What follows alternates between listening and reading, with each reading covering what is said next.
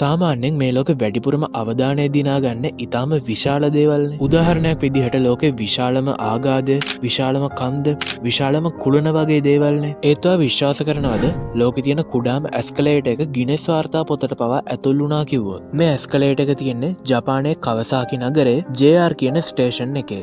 අපි සාමාන්‍යයෙන් එදිනෙදා ජීවිතේ දකින ඇස්කලේටර් වල පඩි 20ක් 30ක් වගේ තිබුණත් මේ ඇස්කලේටර් එකේ තියෙන්නේ හරියටම පඩි 5ක් විතරයි. මේ ඇස්කලේටර් එකට එහා පැත්තෙන් පඩි 5කින් විතර සමන්විත වෙන සාමාන්‍ය පඩි පෙළකුත් තියෙනවා. ඉතින් ඔයාලට දැන් හිතෙනවා ඇති නේද ඇත්තටම මේ වගේ තැනකට මොන හේතුවකටද ඇස්කලේටර් එකක් හදන්න ඇත්තේ කියලා. සරලවම ලෝකයේම අවධානය දිනාගෙන මේ ස්ථානයේ තියෙන කඩසාප්පු වල ලාභය වැඩි කරගන්න එක.